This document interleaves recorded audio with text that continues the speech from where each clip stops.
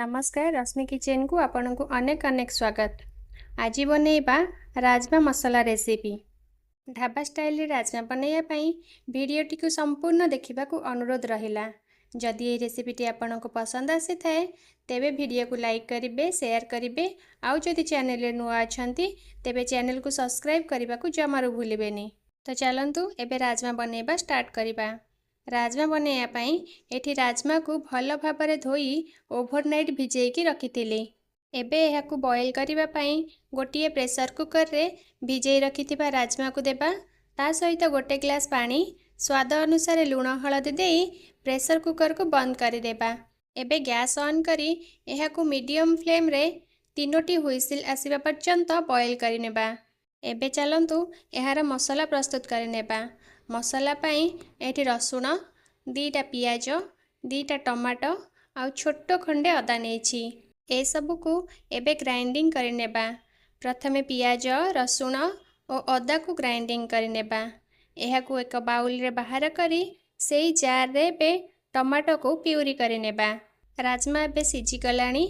Pressure cooker gas बाहरी गला परे एबे देखंतु राजमा भल भाबरे सिझी जाइछि। एबे चलंतु एहार मसला प्रस्तुत करिबा।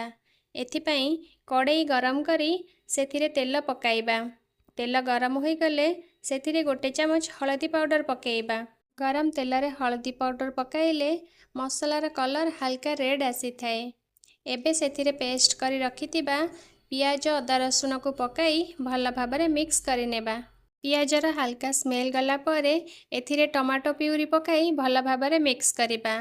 मसला को 2 मिनिट भल भाबरे मिक्स कला परे एथिरे लूण हळदी देई भल भाबरे मिक्स करि नेबा। लूण राजमा सिझेला बेले देइथिले एबे एथिरे अल्प लूण देबा। ध्यान देबे मसला को बनैला बेले गैस फ्लेम को लो रे रखी बनैबे, जहा द्वारा मसलार स्वाद बढ़ी थाए। एबे गोटे बाउल रे 2 चमच धनिया पाउडर, 2 चमच गरम मसला पाउडर, गोटे चमच काश्मीर रेड चिली पाउडर और अल्प पानी देई एहार एक बैटर प्रस्तुत करि नेबा।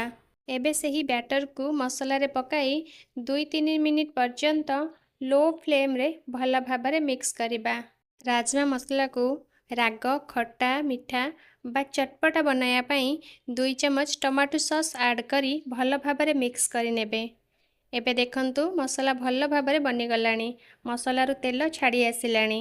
एबे एथिरे बॉयल करी रखिथिबा राजमा को ऐड करी भल भाबरे मिक्स करि नेबा। राजमा मसला सहित मिक्स होई गले एथिरे गोटे ग्लास पानी देई मीडियम फ्लेम रे एहाकु 5 मिनिट फुटिबा पई छाड़ी देबा। राजमा मसला एबे फुटी आसिलानी। एहार टेक्सचर और कलर देखंतु केते सुंदर देखा जाउछि। एबे एथिरे दालचीनी पाउडर ऐड करी गैस फ्लेम को ऑफ करि नेबा। राजमा एबे संपूर्ण रेडी हो जाइछि। एहाकु बटर, धनिया पत्र आउ ग्रेटेड पनीर सहित गार्निश करी भात सहित बा रुटी सहित निज पसंद अनुसार खाई परिबे। रहिली, नमस्कार, जय जगन्नाथ।